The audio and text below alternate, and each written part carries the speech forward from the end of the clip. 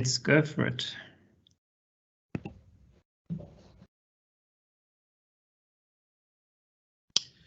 A very good morning, ladies and gentlemen, and thank you once again for joining day 3 of our student webinar training.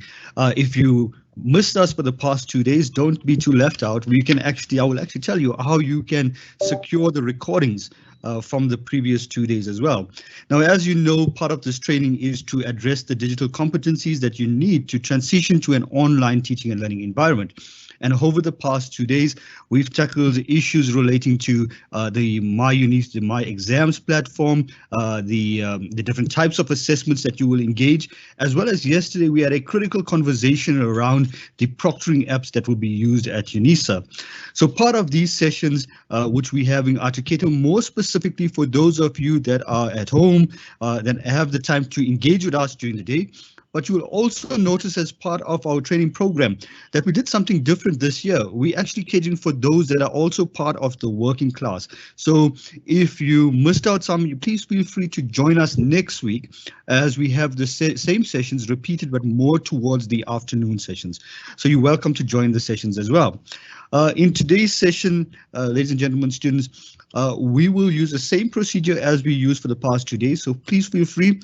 On your tab, on your computer or on your phone, you'll find a question tab right at the top.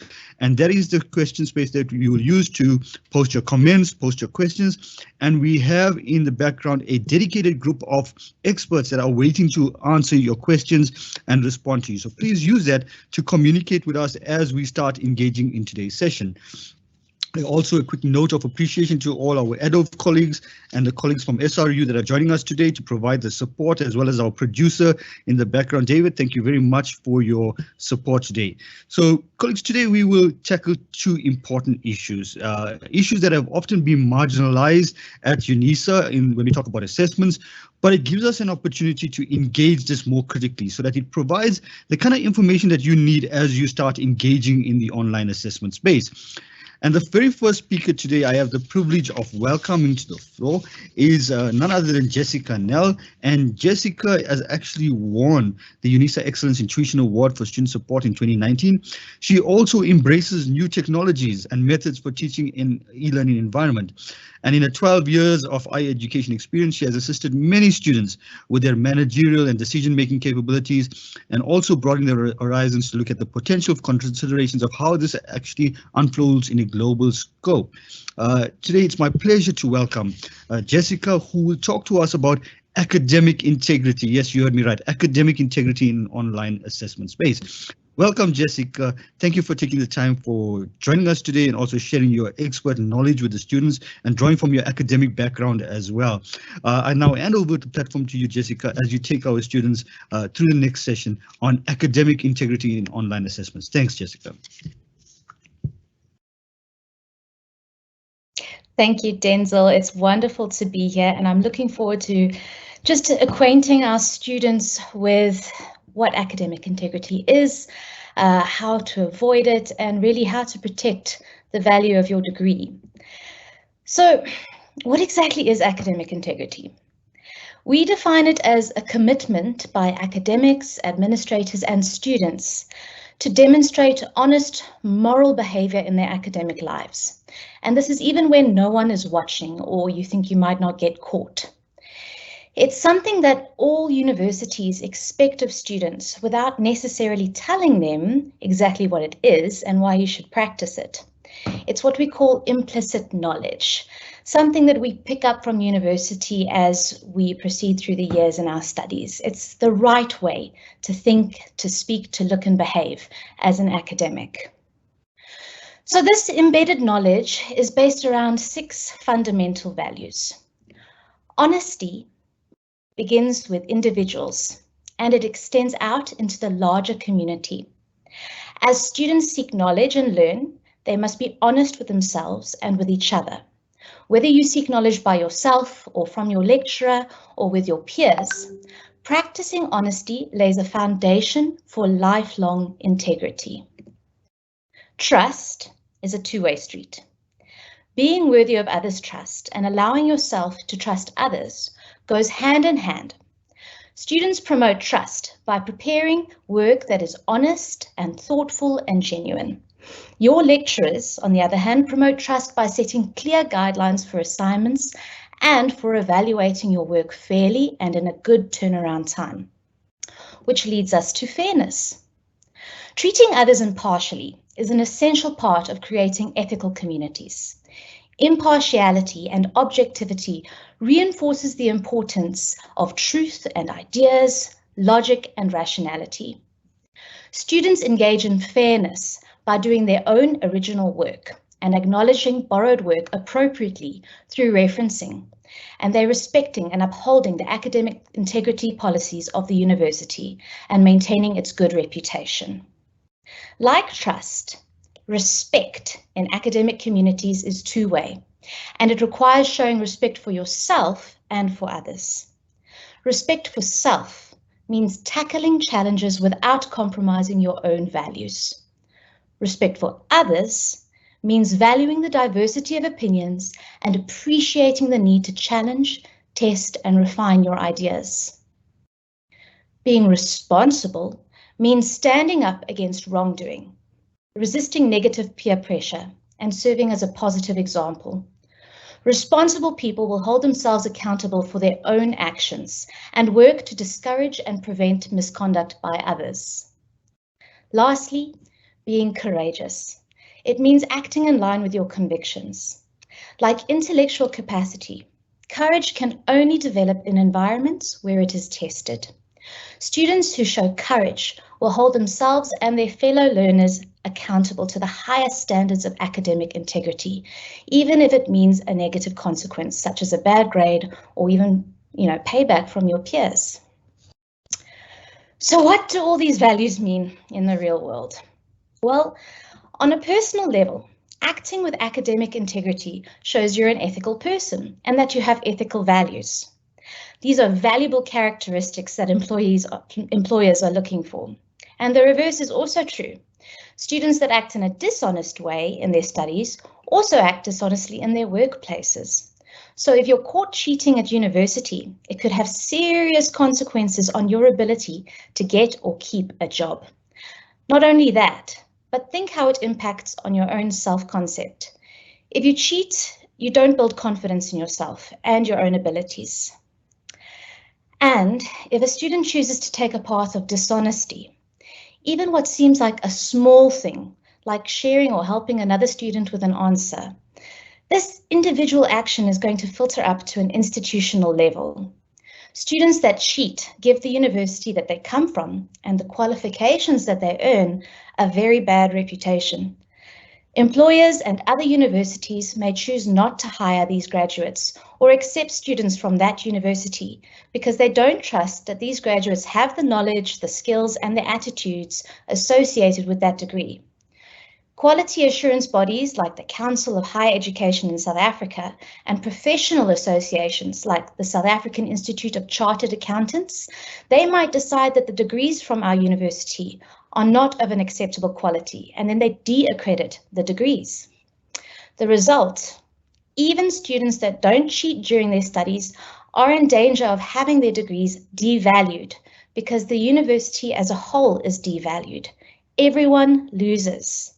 So what might seem like a small action, like working as a group to answer an assignment, has a much bigger impact for yourself, for others, and the university. It's what we call the domino effect. So to protect you and your fellow students and UNISA from the impacts of academic dishonesty, we have 3 very important policies that all students need to familiarize themselves with and keep to.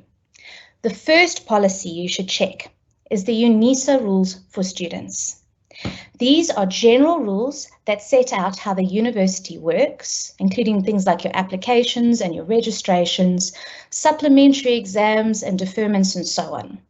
So students should always start by consulting the rules to know the general processes and the way that things work at the university. Another policy we have is the policy for copyright infringement and plagiarism.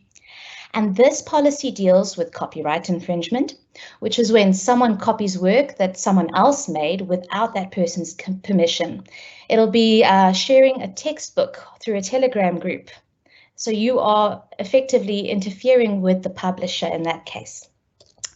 And this policy will spell out also plagiarism, which is where you take someone else's ideas and words without giving them acknowledgement.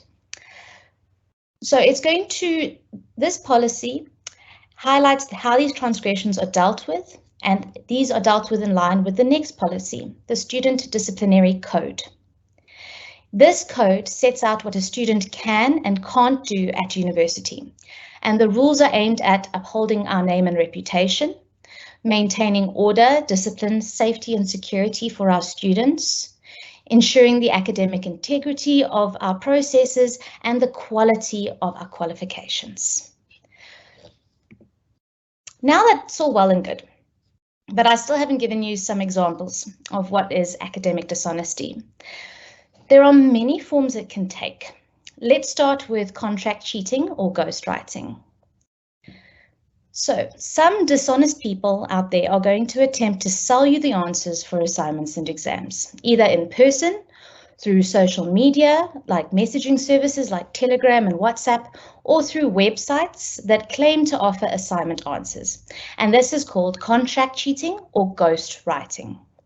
These people or services will get the assignment questions or exams from students at your university. They will work out the answers and then offer these for sale. Students might be tempted to buy these answers because they think that they will do better and achieve higher marks, or because maybe they're feeling overwhelmed and they haven't prepared or studied for the assignment or exam. These people may even give students tips to try and fool the lecturers, like changing the order of the answers or making deliberate mistakes. But you know what also happens, and I've seen this myself, is the sellers are going to sell the same answer script to more than one student. And the result is there's always a few students who don't make any changes, and from these, the rest are found out. There's even times where a student doesn't remove the instructions to change a sentence or a word. So students who do this are then not only guilty of cheating by buying the script, but they're also guilty of plagiarism because they haven't acknowledged where they got the answer from. So you're getting double whammy right there. What's more, a student who cheats like this is not doing the work themselves, and they will not have the expected knowledge or skills that's expected of them. So engaging in this type of academic dishonesty means that they will have cheated not only their fellow students in the university, but they're also going to have cheated themselves. Ultimately, students need to avoid contract cheating and not be tempted to buy these answers. You need to bury yourself even more firmly in those 6 academic values. Be honest and be courageous. Advocate to your fellow students not to cheat in this way. And if you become aware of someone offering to sell you answers, just say no. You can alert your lecturer, or you can contact the whistleblower hotline with any information like the name, the module code, and any contact information you have. If you're on Telegram or WhatsApp and someone mentions it there, you can just tell whoever it is that what they're doing is wrong and that they are jeopardizing your degree and everyone else's. Linked to contract cheating, of course, is the buying or selling of an exam paper or assessment. So in order for these ghostwriters to come up with the answers to the exams, they first need to get access to these papers. So it's a very, very serious offence to buy or sell a question paper, whether it's online or venue-based. Both selling and buying of an exam paper is cheating, and the university is going to take very serious action against any person accused of this. We have another form of contract cheating as well. It's where you pay another person to write an exam on your behalf. In this case, you're not buying the answer to an assignment or exam, but paying or asking someone to do it for you in real time. Now that person is going to present themselves online with your credentials, or perhaps at a practical venue pretending to be you. This is identity misrepresentation, and it's a serious offence because you're not the one to take the assignment or exam. The best way to avoid it is just don't do it once again. Getting caught can mean a very long suspension from the university. And once again, you're the one who loses because you've not learned the skills and the knowledge that's expected of you. You also have absolutely no guarantee that the person taking the exam for you is even going to pass it. So you run the risk of failing in any case. Now, this one is one of the more common examples that we find. It's where we see students forming study groups to support each other through the degrees. And these groups are a wonderful, wonderful resource for our students. They give you both study and emotional support, and we encourage them. It's a good practice under most circumstances, but there's boundaries that can sometimes be crossed. So instead of offering support, these groups end up helping each other to cheat. So what sometimes might seem an innocent request, someone is struggling with an answer and they ask for help from the group, and someone else thinking that they're helping their friend gives them the answer, we're now seeing a twofold problem. In an exam situation, it means that both the asker and the answerer have both broken the rules of the exams. They've both cheated. So even the person who did the work themselves is now going to receive a 0 or face disciplinary action. Even in non-exam situations, sharing answers is not the best idea. What happens is the asker, once again, doesn't learn how to solve the problem, and they prevent their own learning experience. So sitting together and working together as a group to answer questions is most certainly not allowed during an exam. And in the workplace, I want you to think of this. You need to be able to quickly know how to address problems, or at least what direction you need to take. So yeah, like a study group, you might have a team around you, but unlike your study group, you're the one that team is looking to. And if you don't know what to do, you're the one who's supposed to give them direction and contribute meaningfully to the group as an individual with the knowledge of your qualification. If you don't know how to do this, you are not going to be a very good employee or an owner of a business. So the best way to avoid sharing answers in these groups is to make very, very clear rules among your study group, or even in your messaging service groups like Telegram. People in these groups might not intend to cheat. They're just trying to help a fellow student and a friend, and we all want to be helpful. But in the end, it goes very much against the values of academic integrity, and it cheapens your studies. So when you're in a study group, please act with that trust and that honesty, even if it's a friend asking for help. Now, we see this less frequently.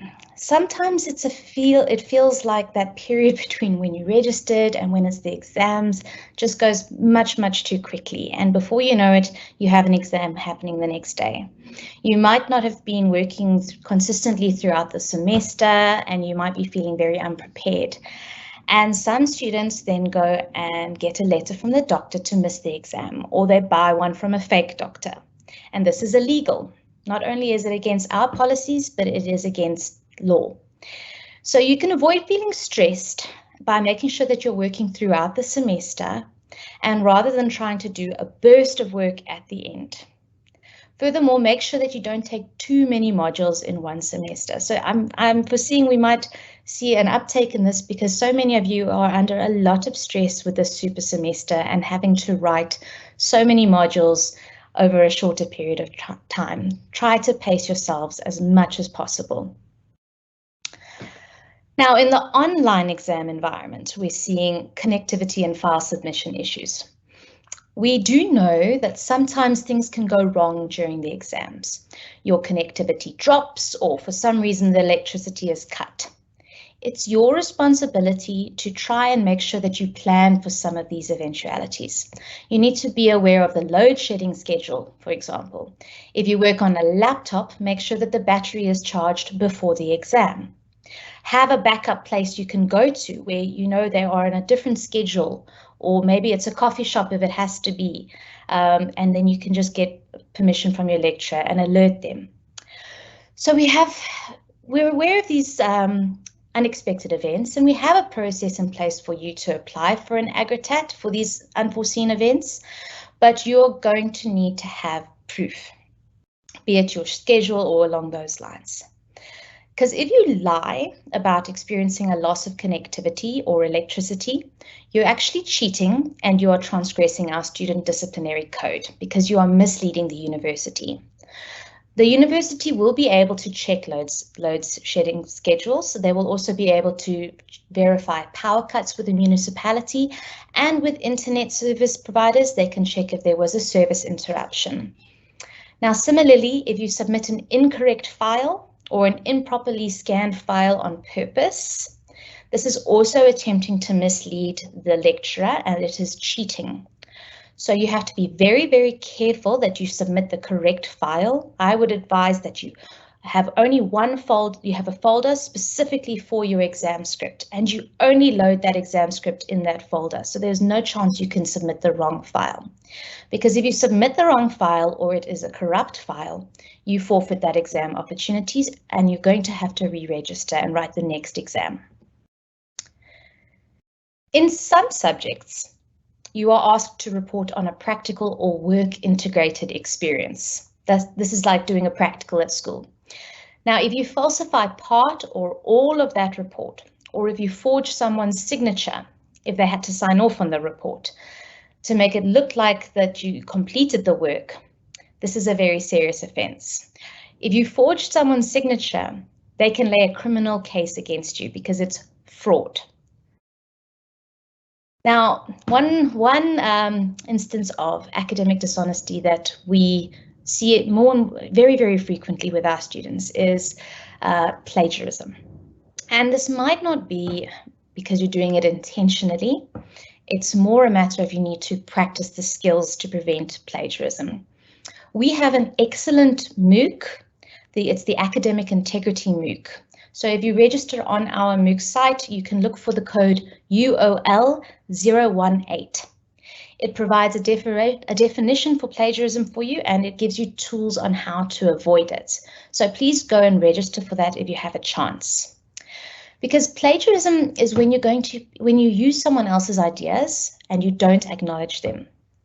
Put differently, when you pass someone else's ideas as your own. It boils down to cheating. If you're plagiarizing, you're basically guilty of stealing. You commit plagiarism if you use someone else's work, like academic text, websites, even art, without crediting the source. If you present as your own idea, their idea, that is a type of literary theft. Words are a form of expression of those people's original ideas. So you are taking their property. It's also seen as an act of fraud because it involves stealing someone else's work and lying about it by pretending that it's your own. So this can happen with text, imagery, music, videos, anything that you haven't produced yourself. Most cases of plagiarism can be avoided by being very, very careful to give proper citation of the sources. You need to acknowledge the source both in the text and in a list of references at the end. It's also called a bibliography. The only exception to referencing your sources is when you talk about common knowledge, like the sky is blue. That doesn't need to be cited. So just remember that in every college or whatever degree you're studying, there are some areas that are common knowledge and some that aren't. You need to check because it differs from course to course. Lastly, and this is now arising because of our own processes, using that extra hour to write your exam. Some exams, the essay exams and your portfolio exams, sometimes have an extra hour for students to scan and upload their answer scripts. This hour is not part of your writing time. The official writing time is indicated on your exam timetable. If your exam is scheduled for 2 hours, that means you have 2 hours to write the exam. The hour uploading time is there for when you are finished and you need to stop writing and save your file or scan and submit your file. You need to alert the lecturers during this time if you experience any issues. We have to be made aware of these problems in those first minutes after the exam is complete so that we can work to help you successfully submit the exam. So if you choose to ignore this rule and you continue to write during that upload time, you might miss your time frame to submit and you're going to forfeit your exam opportunity. The university doesn't under any circumstances accept your script outside of the upload time. Our systems can log when students enter the system to upload, so we can verify if a story is correct or not. Please be careful there, only use it for uploading. So what exactly does the university do with all of these instances? I've given you a whole host of things to think about here. In online exams, lecturers are normally the first people to identify when a student is not acting with academic integrity. They're going to be alerted either through their own eyes or through special plagiarism detection software like Turnitin, or through proctoring software like the Invigilator app. And in these cases, the lecturer is going to just review these flagged files to double check that there really is an instance of academic dishonesty happening. And if they do, they also have to judge, how severe is it? Is it the whole file? Is it the whole exam? Is it just a small little instance? So they will need to judge. So it's not all done automatically. We bring humans into it to make sure that you are not unfairly put through any processes like a disciplinary process. However, being dishonest in an exam is extremely serious. It's a severe transgression. So I just want you to watch this video which summarizes what will happen should a student be found of plagiarizing or cheating in an exam.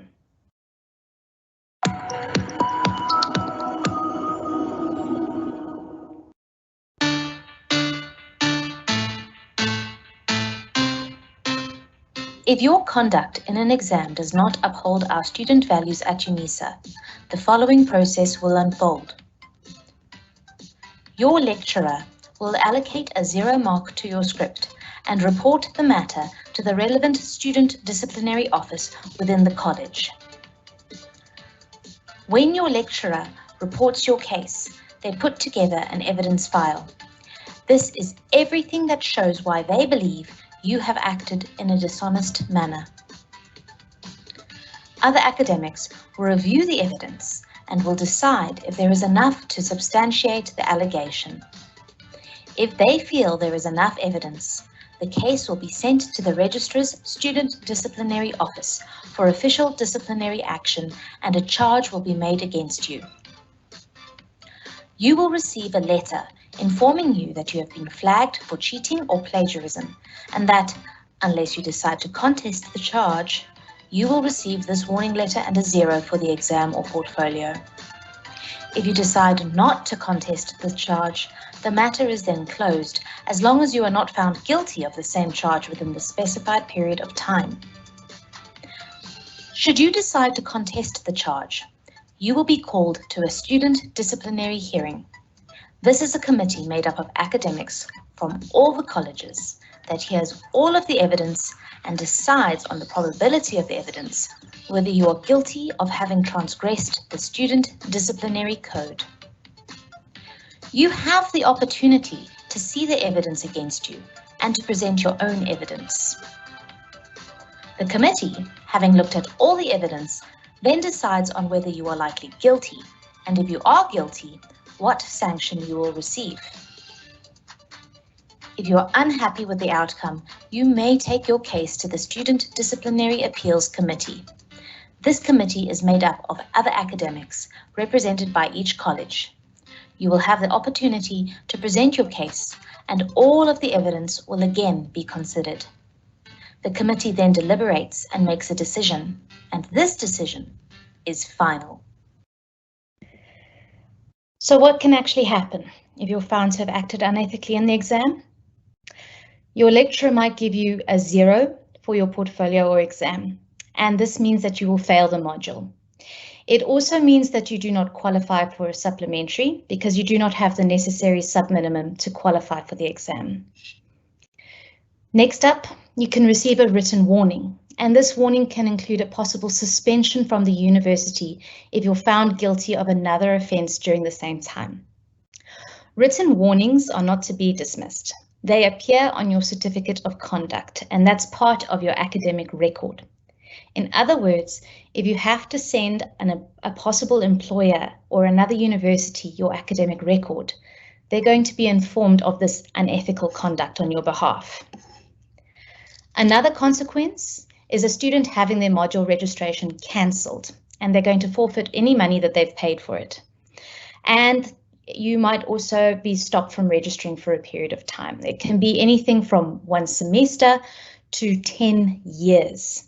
Very serious offences can even lead to a lifetime ban, which means you're never going to be able to complete your degree. In very serious cases, the university might decide to cancel all of the credits you've accumulated for your degree. Or if you've already been awarded the degree, they might decide to revoke it. Then you have some degrees that are linked to professional councils. And these professional councils have their own ethics codes. And if you're found guilty at the university, they might not register you with the council, or they might remove you from that professional council, like with the accountants. And lastly, the most severe instance is when universities work with the South African police force to institute criminal charges. It will happen with exam syndicates and so on. And if you're found guilty in the court of law, you not only have our own academic record, but a criminal record. So we've shared a lot of scary do's and don'ts with you up until now, and you might be feeling overwhelmed. You might be asking yourself, how do I make sure I don't act with dishonesty by accident? Because it can happen. So here's some guidelines I'd like you to just try. Act ethically. Be an ethical person in all your interactions and remember those 6 values of academic integrity: honesty, trust, respect, responsibility, fairness, and courage. Make those the values that you live by. If you're faced with any situation, ask yourself whether your action is good and whether your action might not only hurt yourself, but cause that domino effect on your friends and your university. Study something that you love and that's meaningful to you. No one's making you study. There's no law, and you're an adult. You can decide for yourself what it is you want to study. Don't let friends or family pressure you. Make sure that the degree you're studying is something that you're really interested in. If you love what you're studying, you will feel more connected to it and less likely to be tempted to cheat. So make those choices meaningfully. Plan your time properly so that you have enough time to study. One of the biggest reasons that students give after being caught cheating is that they just didn't have enough time to complete their work or study. So properly planning your studies and making sure to stick to a schedule will mean that you have enough time. Also be careful not to register for too many modules at once. Remember, each 12 credit module requires 120 hours of work from you. Practice the skills that you need.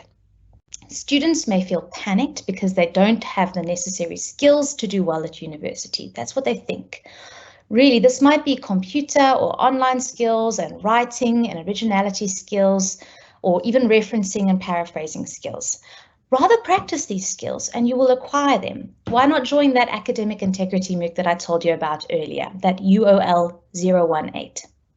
The more you practice something, the better you're going to be at it. And almost everything you learn at university comes down to developing your skill sets. So it's important that you take part in your mock exams as well, so that you don't feel overwhelmed when you set your first exam. And also test out the Invigilator app, for example. Just reduce your anxiety by practicing. Lastly, you can ask for assistance if you're unsure about the process, technology or rule. You can contact your lecturer and they can explain to you exactly what you need to be looking for. There's one last action that you can take to protect your degree. And I know it can be hard, but courageousness is a huge part of academic integrity. You might feel conflicted if you come across those fellow students of yours that are acting dishonestly, but they're putting all your hard work and your degree, along with the work and the qualifications of all past, current, and future students at risk. As more and more of you choose to uphold those values of academic integrity, it's going to become harder for others to cheat in the future. So choosing academic integrity will lock in place the value of the UNISA students as qualified and knowledgeable and skilled employees and business owners. And it's going to give you a sense of pride in your degree and your qualification.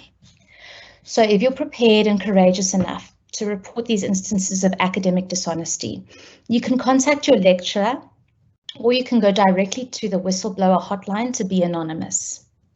So you can either use the toll-free number 0800 005 311. You can email hotline@kpmg.co.za, or you can go to our website www.thornhill.co.za/KPMG Ethics Line Report. This will allow you to be anonymous in your reporting. It is not handled by UNISA, but by KPMG, so you can ensure your anonymity. So in the end, thank you so much for joining my webinar on academic integrity. I'm now going to hand back to my colleague to continue with the program, and I'll be joining in with the Q&A later to answer any other questions you might have. Thank you so much.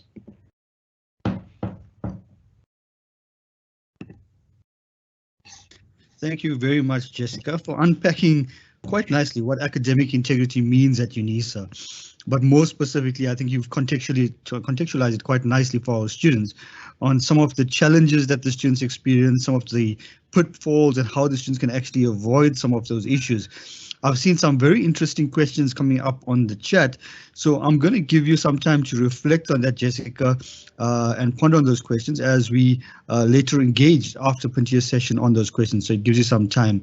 But there's some interesting questions, I think, on open book exams, what's classified as plagiarism, Turnitin to yeah, so it's a variety of questions, Jessica. So you've got you can just look at that while we come back. At this time, ladies and gentlemen, it's my pleasure to invite Puntius Nguna. Puntius is actually from the UNISA Advocacy and Resource Center for Students with Disabilities, which many of you know as Oxford. And Puntius has worked on several platforms with us, and he really is a very motivational speaker, but also unpacks quite nicely the student space and what provisions does UNISA make for students that are differently enabled. As I said, I've sat with him at personally in different presentations, and also heard of his personal story and how he transitioned to this space as well. And it's been a remarkable journey, and that is why it's my honor today to introduce Puntius as one of our speakers today. Puntius, welcome to the platform, and thank you once again for making the time to come and discuss these elements with our students. I now hand over to you, Puntius, so thank you very much, Puntius. Good morning, ladies and gentlemen. And happy Deaf Awareness Month to everyone. Ladies and gentlemen, the purpose of this unit is to give more information on reasonable accommodation and online examination for students with disabilities. Ladies and gentlemen, you'll agree with me that COVID exposed the need for students with disabilities to have access to technology in order to write their online examinations. This will also empower students with special needs with the following, including the definition of disability, which reads as follows. Persons with disabilities include those who have long-term physical, mental, intellectual, or sensory impairments, which in interaction with various barriers may hinder their full and effective participation in society on an equal basis with others. To understand and appreciate the reasons for disclosing disability. Understand the requirements for special examination arrangements. Provide guidelines on processes to request reasonable accommodation relevant to your disability. Because as UNISA, we provide services based on your individual needs. We don't have the one-size-fits-all approach. We are fully aware that students may present a similar disability, but their needs will differ. To understand and enjoy the enabling environment that will promote the full participation and equalization of opportunities for persons with special needs. Allow all students who have diverse range of learning needs to proceed with learning, teaching, and online assessment through a common curricular framework. Strengthen the mechanisms and capacities that will facilitate the integration of students with disabilities. Identify and eliminate barriers to online learning and assessment. Maximize the participation of students with disabilities in the teaching and learning process. And also, that students with disabilities are not inferior to non-disabled students. We are all equal, irrespective of our disability. Acknowledging diversity by recognizing that students with disabilities or students with special needs have different but equally valued learning needs. Students to be aware of the flexibility within the curriculum to respond to the diverse needs of students with disabilities, which allow a student to progress at his or her own pace and style, and permit to use of multidimensional assessment methods. Knowledge on the online application process of bursaries to cover tuition fees, prescribed books, and assistive devices, and human support for students with disabilities. In order for students to receive this kind of services, ACSWIT encourage all students with disabilities not to conceal their disability. Because while we respect students' rights to disclose or not to disclose their disability, students who does not disclose their disabilities may not receive or demand reasonable accommodation from the university, because the university will not be aware of your individual needs. Ladies and gentlemen, I must emphasize that disability can be acquired by anyone, anytime. Therefore, it is important that we take disabilities as everyone's responsibility. It could be that in your family, community, or in your study group, you have a person with a disability. Let's treat them with respect and dignity. And in addition to that, disabilities are not always visible. We have invisible disabilities. Just to mention a few: psychosocial and learning disabilities like dyslexia. Students who acquire disabilities during their studies are encouraged to contact ACSWIT for assistance with the different stages of accepting their disability and the applicable reasonable accommodation. Colleagues, please know that I acquired my disability 22 years ago. As I'm talking to you, I'm T10 and T12 paraplegic, and have gone through all the stages of accepting disability, which include denying yourself being a person with a disability, the rejection, stigma, etc. It is therefore important to contact us so that we can assist you accordingly in order to live a meaningful life with a disability. And kindly know that the university may not discriminate against any students with a disability. By disclosing a disability during the application phase, it increases your chances of placement by the university. Please note that the university does not put students with disabilities on a waiting list. If you qualify for a particular qualification that you applied for, you are immediately given an offer. It is therefore important that you disclose in order to receive this service. Students are also assisted with the application for the bursary for students with disabilities, which caters for tuition fees, prescribed books, and assistive devices. And these assistive devices could make your studies easy and enjoyable, as it will enable you to write your online assessment without any challenge. The bursary has an assistive device allocation of 50,000 rands for the duration of your qualification, which means you can buy your assistive device up to 50,000 rands. Maybe in your first year, you can use 20,000 rands or 10,000 rands, depending on your individual needs. Or if needs be, you can apply for the 50,000 rands. The allocation for human support is 50,000 rands for the academic year 2021. One may ask, what is that? What is human support? As the university, we are aware that students with disabilities, from time to time, they need assistance from persons without disabilities. Just to give an example, if a student is quadriplegic, the student may need somebody to assist in checking or emptying their urine sheet. Therefore, this kind of allocation can be used for that. Again, you find that a student who's blind may need assistance from other people. The bursary also has an allocation for maintenance of the assistive devices. And colleagues, you will also remember that deaf students, they need sign language interpretation services from time to time. The human support can also be used to pay for sign language interpreters.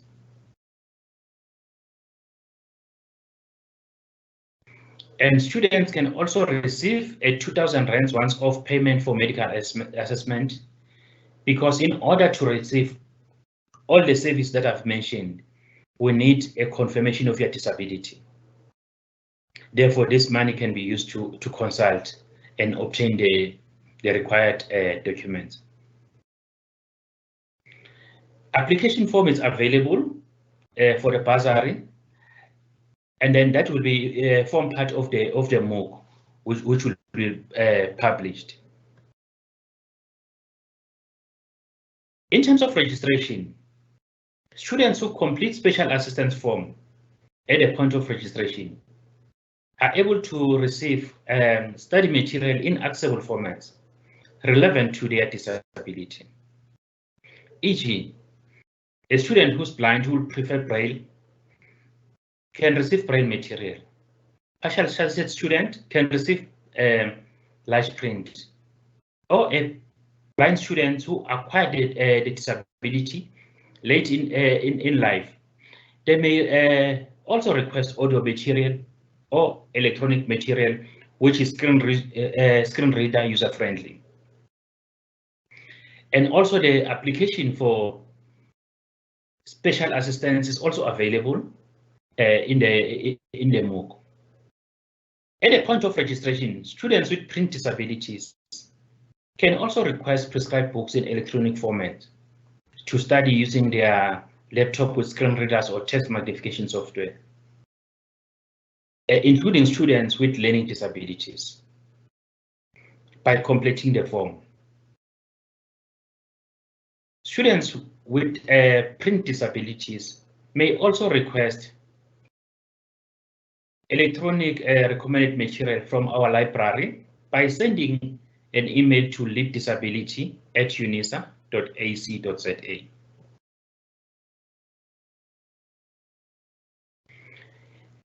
Special examination arrangements. In this section, we will explain the process on how to apply for special examination arrangements for your online assessments. Ladies and gentlemen, special exam arrangement is not automatic. As I mentioned earlier, that you may present, two students may present a similar disability, but their needs will differ. As a result, it is important that you apply for these arrangements. Who qualify for special examination arrangements? students with disability or special needs, or those with medical conditions. As you may be aware that some medical conditions will require reasonable accommodation when you write your online assessment. As a result, it is important that you disclose to the university in order to be assisted. To apply for the special examination arrangements, you will have to complete the form. You can either take the form to your medical practitioner or to the organization of and for persons with disabilities to complete and stamp it and return it back to the university. Students can apply for extra time, which will be relevant to their disability. Like I said earlier, the extra time will depend on your individual needs, as per the doctor's motivation. The university is mindful of students who require alternative assessment. Therefore, the university is able to provide alternative assessment to students with disabilities who provided the necessary documentation. One may ask, does UNISA provide oral examination to students with disabilities? Because we are now in COVID-19, the answer is yes. Qualifying students will receive this. Just to give an example, why I'm saying qualifying students. We have students who are deaf, who may not in any way benefit from oral examinations. And we have students with physical disabilities who does not qualify for this. Like, for example, a person who's paraplegic. The person can type and they can see. Therefore, this does not apply to them. Do I apply every year for special examination arrangements? The answer is no, because we are aware that getting medical certificate is costly. Therefore, we don't want to create barriers for our students. What you need to do is only to confirm once a year if your needs did not change. And one may ask, what happened should my disability deteriorate? If your disability deteriorate, you should reapply for special examination arrangements. Let me give you an example on what do I mean that if your disability changes. For instance, today I'm paraplegic. Should it happen that next year I find myself as a quadriplegic student, my needs will differ. I will therefore have to inform the university that my needs are now different. Therefore, the university will accommodate me as per my needs. Another example, as a student today, you may be partially sighted, only to find that in the next semester or the following year, you become blind. Therefore, your needs will be completely different. One may ask, what do I do if my screen reader is unable to read examination question papers? Please contact the lecturer and CC exam disabled at unisa.ac.za and ACSUIT at unisa.ac.za to ensure that we'll facilitate for you to have an accessible question paper. Because we're aware that certain students are unable to open certain formats of question papers. We are always there to provide the support required. One may ask, what happens if I don't have the assistive device, for example, a screen reader or a laptop with text magnification software? Send request for an assistive device to us You can send it direct to me, nkunapj@unisa.ac.za. We'll therefore contact you and assist accordingly. What do I do if I fall sick on the exam date? It's important that you apply for AgroTax. And ladies and gentlemen, please be ethical in whatever you do, because whatever you do defines you. What do I do? Should I acquire a disability before exam? It's important that you inform us so that we can advise you on how to best approach your studies. Because at times you may find that the disability that you've acquired can still allow you to continue with your studies in an alternative format or assessment. Therefore, colleagues from UNISA, if they're not aware of your disability, they may not be in a position to assist you. Therefore, it's your responsibility as a person with a disability to inform the university. Students, they have rights and responsibilities. One may ask, after applying for special examination arrangements, how do I know that my application is successful or not? The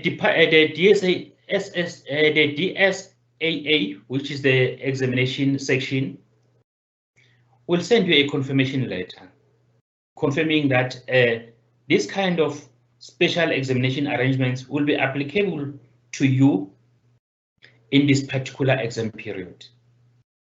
If you have any queries regarding that, you are provided with contact details to contact the relevant staff member who will assist you. Ladies and gentlemen, for those of you who will be using access technology for the first time to write their online assessment, it is important that you practice with your access technology to open documents, e.g. PDF documents, to see on how to do it. And should there be a need from a student for assignment feedback to be made accessible in a different format, like could be braille, audio, etc., please let us know so that we can make it available to you. And it must be noted that due to COVID-19, students with disabilities are not able to write exams in braille or large print.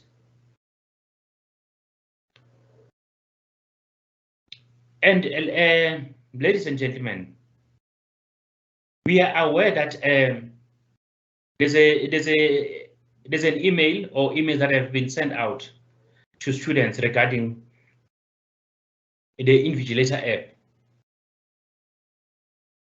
If you have a disability, please disclose your disability and submit a medical certificate so that you can be assisted accordingly. We are quite aware that, for example, students who are blind may not be able to take pictures of their IDs or selfies when requested to do so. And again, we are aware that some students may be required to take a break during their exams because of their disabilities. For instance, if a student is paraplegic, they have to empty their blood hourly. Therefore, they'll have to move to the ablution facilities. Therefore, if you did not disclose your disability, the app may flag you as a person who's cheating by moving up and down. And again, we are aware that persons with disabilities may need assistance from time to time. Like, for example, if a student is complete quadriplegic, the student may need somebody to assist him when they are writing exams. But then if you don't disclose to the university, you'll be flagged as a student who's cheating. Therefore, it is important that you always inform the university on any changes that happens to you.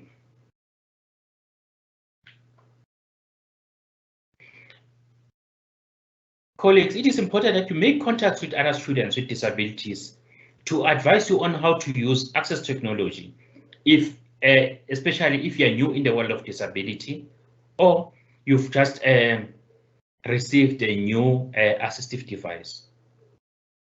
The university, because it believes in the nothing about us without us, which is an international slogan for persons with disabilities, has established regional forums for students with disabilities and an association for students with disabilities. Ladies and gentlemen, these structures advise the university on matters that affect students with disabilities. It is therefore to make contact with these structures and become active so that your rights are always protected.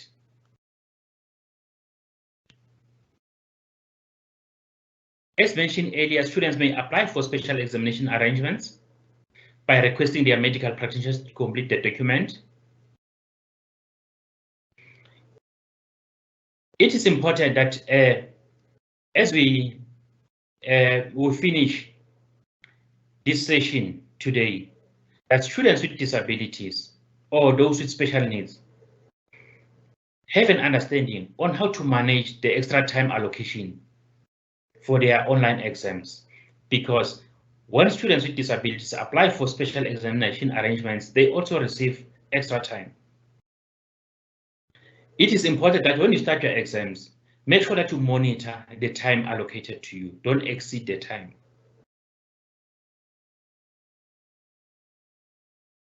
Colleagues, I must emphasize that the development of this lesson is necessitated by the higher education in response to COVID-19 pandemic regulations to support students with disabilities. As you may be aware, that we have the white paper on the rights of persons with disabilities and the UN Convention on the Rights of Persons with Disabilities to ensure that students with disabilities are treated with respect and dignity that they deserve.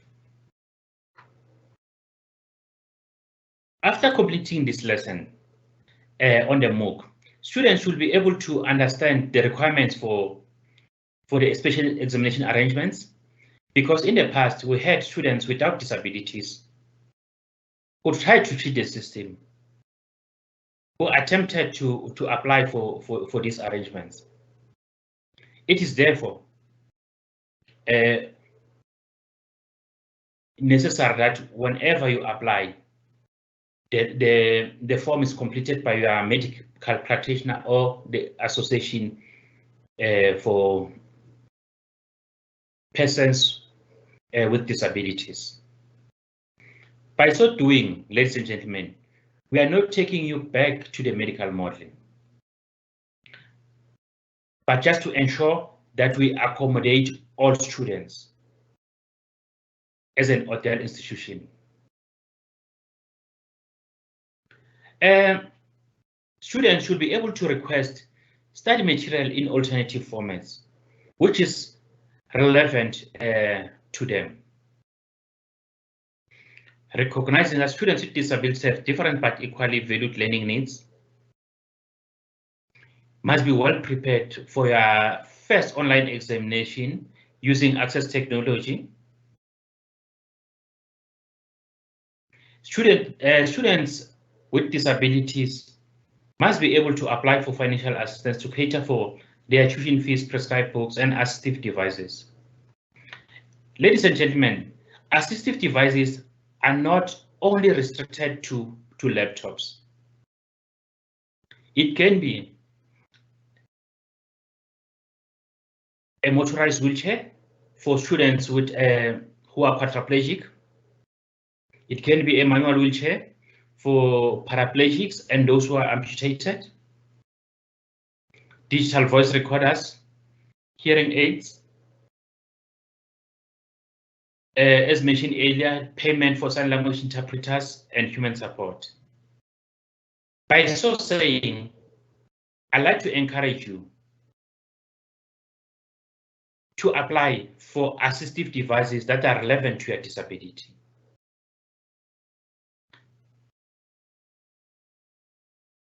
Ladies and gentlemen, I thought I should bring the following questions to you, then that you can ask yourself whether you are familiar with the kind of assistive device or access technology that we'll be using for your exams. Whether you feel overwhelmed thinking that you may not complete your first online examination due to your disability. Or do you fear that you may not complete your examinations due to load shedding, as per my colleague who mentioned earlier? Or do you know how to apply for agrotest should you experience technical problems or load shedding? And the final question is, did you apply for special examination arrangements? Ladies and gentlemen, the Advocacy and Resource Center, known as ACSUIT, a unit within the Department of Student Affairs, was established to provide for the needs of students with special needs and disability. Please do not hesitate to contact us for assistance on the following email address: acsuit@unisa.ac.za. One may ask, why am I reading out the email address? It's because we are aware that some students may not be able to see what is projected. In conclusion, I'd like to leave you with this quote by Thomas Edison. Our greatest weakness lies in giving up. The most certain way to succeed is always to try just one more time. I thank you.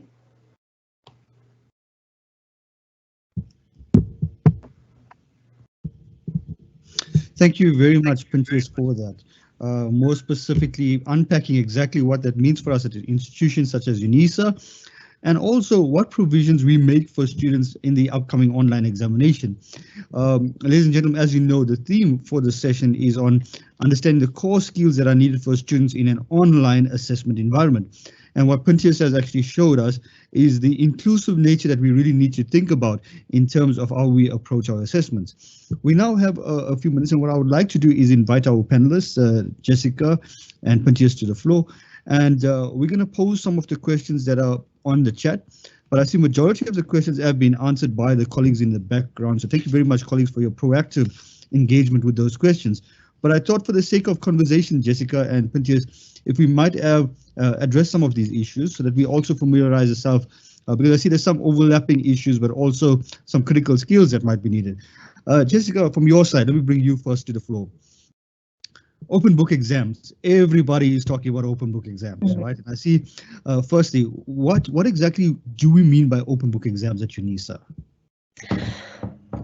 Am I live? Well, with an open book exam, it simply means that you can independently access other sources like journal articles, textbooks, websites. That's an independent function. Now, an open book exam isn't a carte blanche to contact others, ask them what their feelings are. You're supposed to be doing this independently. So there's no group work in an open book exam unless your lecturer has specified otherwise. In an open book exam, don't fall into the trap of thinking because it's open book, you can look up the answers in the middle of the exam. You will run out of time. You need to prepare for an open book exam just as you would prepare for a closed book exam. The only benefit to the open book exam is that you might be asked, a question might ask you to do a quick little bit of research, or you can use your book to help catalyze that spark in your brain. You need to have that existing knowledge there already. Otherwise, you're going to waste valuable, precious time looking for the answers, and you won't finish.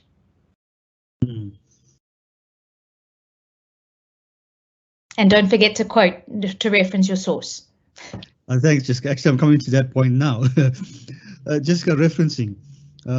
We know a lot of when we talk about open book exams, we talk about referencing, and that also borders on plagiarism. Why is it important for students to reference in an open book exam? Well, as we've already discussed, if you don't reference, you are basically committing a form of theft. You're taking someone else's ideas. Now, it's kind of like if you create an invention or a new idea or way of doing things, and someone comes along and steals it. Now, that's all your hard work that's being taken away, and someone else is getting all the credit. That's plagiarism. So instead of an invention, you're taking someone else's ideas and something they've worked hard on researching and sourcing and writing in their own words, and they're attributing the sources of those ideas, and you're just passing it off as your own. Now, don't forget, when you're in university, and especially early year students, first to third year, it's very unlikely that you have reached the academic level to be able to vigorously and academically debate any issue. So by not providing a source, you're already showing your lecturer that you are effectively stealing someone else's ideas and trying to claim their space. So that's why it's so important to always reference your sources.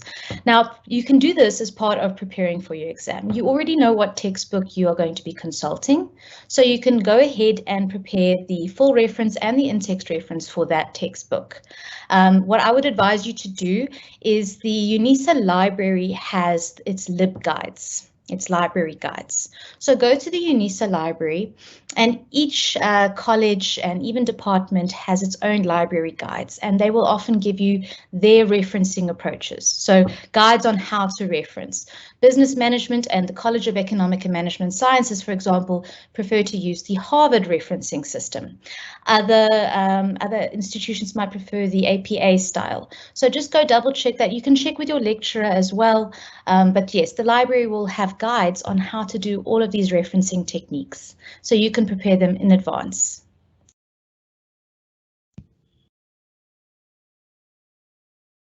Thank you very much for that, Jessica, and also for the idea of preparing this in advance. I think being proactive with these, especially if you know it, is quite important. Panchis, if I may bring you in at this time, Panchis, there's a question, and I know you've raised this already as part of your presentation, but I thought responding this would actually help the students to recapture this as well. It reads, I am a quadriplegic and have a scribbler writing with me. We must use the Invigilator app while writing, and it will pick up me speaking to the scribbler. Will I be discriminating and get 0%?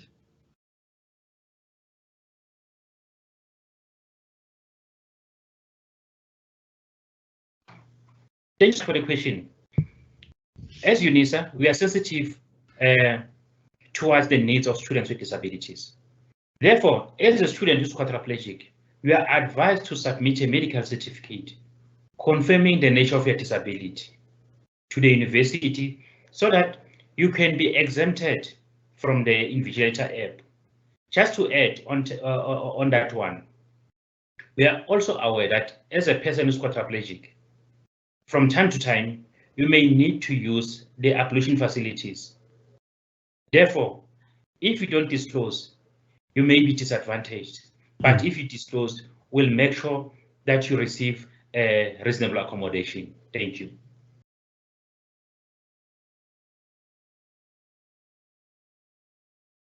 Thank you, Panchis. So the idea there is for the students to actually disclose this so that we can make those provisional arrangements. Thanks, Panchis. Jessica, if I may bring you in, one of the questions that comes out would, Turnitin, plagiarism. In terms of Turnitin, is there any similarity index that we foreground as an institution that we can say is safe as an academic? Yes, it will depend on what level you're writing at, NQF level. So if you're a first year student versus a postgraduate student, you will generally have different levels of acceptable similarity index on Turnitin. So at a 4th year level, for example, we would put it at about 15% maximum. Whereas a 3rd year or even 2nd year, most of you are consulting the same textbook. So we're going to see a higher similarity index as a result. You can therefore, the similarity index, the Turnitin reports are just sort of a flagging system for us. So we go in and then we check. The human eye comes in, so we're going to see, oh, you are referencing your source, so even though it's flagging, it's fine. That doesn't give you an excuse to cut and paste. A lot of students have the digital textbooks open or the websites, and they will quickly copy and paste entire sections from the website or from the textbook into their answer. And then they'll quickly put maybe a reference there at the end. That's still not acceptable. Right. It's only acceptable practice to do word for word for very small quotations. And when you do direct quotations, you have to put them in inverted commas.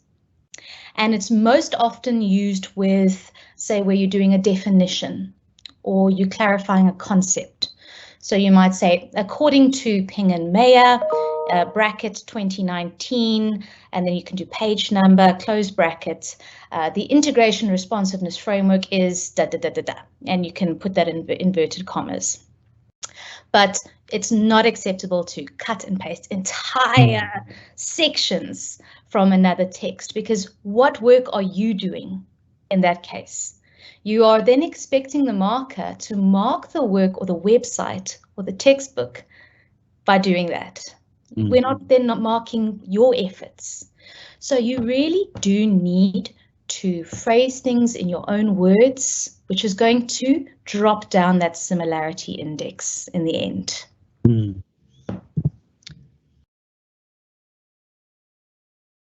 Thank you very much for that, Jessica. I think that also borders very much on understanding what paraphrasing means. And I think here, ladies and gentlemen, as Jessica mentioned earlier as well, there's a interesting MOOC on academic integrity on the MOOC space. And remember, when you get to the MOOC space, you first need to log onto the site, you create an account, right? So first you create an account, and creating an account means you insert your own username, your own password, your details. Once you finish create your account, you then go on to membership, look for joinable sites. You will find the course URL under academic integrity. You then join the course and you have access to it. So you can't just click on the link. Make sure you create an account first, join the course, then you have full access to it. And that's the exact same thing that you'll use for accessing the SS4IRR MOOC on online skills for assessments as well. Pinchas, if I might bring you in now, Pinchas, to expand some of these conversations. I know you mentioned it earlier, Pinchas, alternative assessments. We didn't actually tell the students, but what type of alternative assessments are we making available to students at UNISA?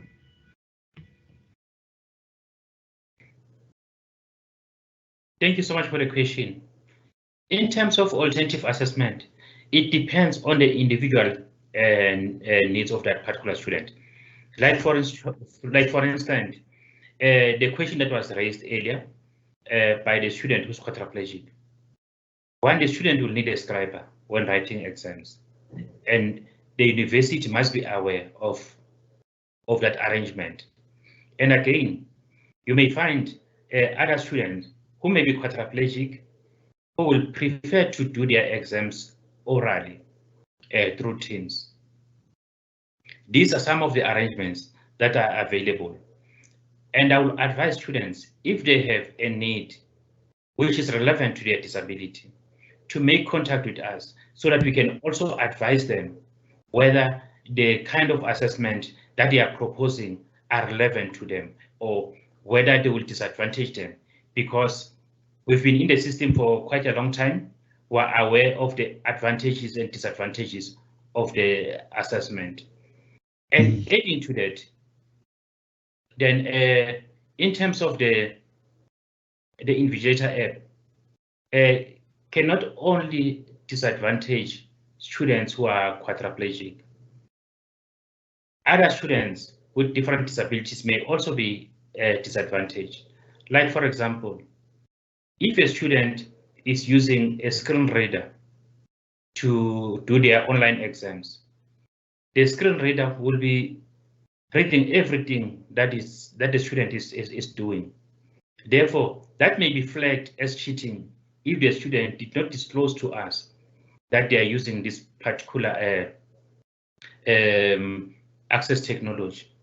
And again, persons who maybe, for example, who are paraplegic using urine sheet.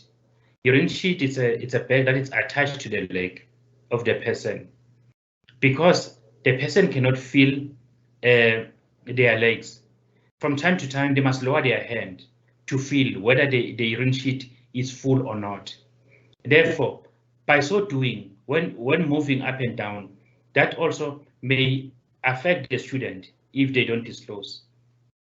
We are also aware that certain students with spinal cord injuries may experience spasms when writing exams.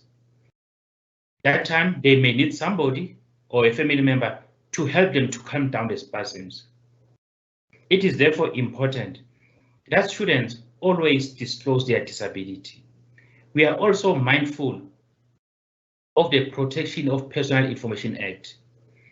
The information that we'll receive from students will be kept confidential and will only be used to accommodate the student. Thank you. Thank you very, very much, Pintius. I see we've come to the end of the questions. I see there's a lot of questions relating to the exam timetable, which dates, how much of time, etc. So, ladies and gentlemen, this is all available on your exam timetable. And I see the colleagues also pasted some feedback on this as well. So I think we've covered majority of the questions. So thank you very much to the two colleagues, Jessica and Pintius, for unpacking this so nicely for us, but also in a very practical way that you've unpacked it. Thank you very much for that. Ladies and gentlemen, from my side, I just want to quickly round up. So please remember that tomorrow, as I mentioned earlier, we have instated what we call the student blast sessions. Now, the student blast sessions are a new phenomenon that we've got. While we've been working with students for the past year and a half, we've noticed that students have approached the exam time, but they still have some questions relating to the technical aspects, and that actually stresses out many students. So during these blast sessions, we've allocated 5 groups. So the 5 groups run parallel to each other, and the idea that if you cannot get space in one group, you simply log on to the next link. And these 5 groups will run from 10 a.m. to 1 p.m.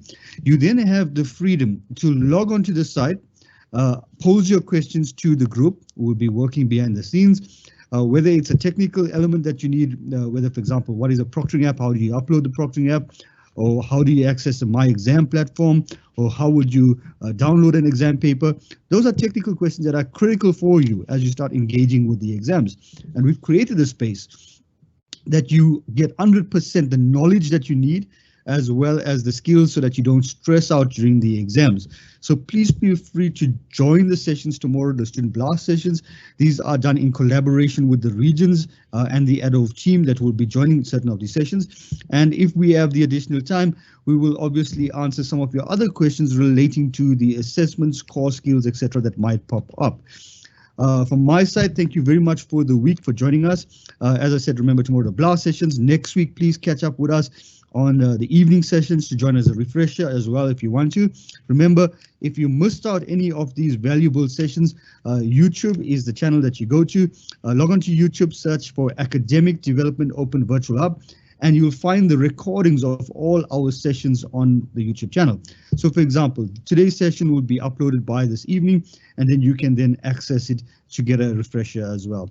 On behalf of my side, I'd just like to say quickly thank you very much to the ADOV team that have been working in the background, our producer, as always, excellent David, and the team that has been answering all the questions, the SRU team, the ADOV team. Thank you very much for your time and effort. And from our side, ladies and gentlemen, we wish you all the best as you prepare for the examination. I know it's stressful with many of you writing up to 10 modules, so please prepare. Remember what some of the colleagues have also said throughout, time management is critical. Manage your time, and you'll be able to handle the stress of the upcoming examinations. But please remember, do pop in tomorrow in our student blast sessions. We look forward to seeing you and also hearing from you how these sessions are actually unfolding and whether you're benefiting from it. So from my side and the team side, we wish you all well. Thank you and have a blessed rest of the day. Thank you very much.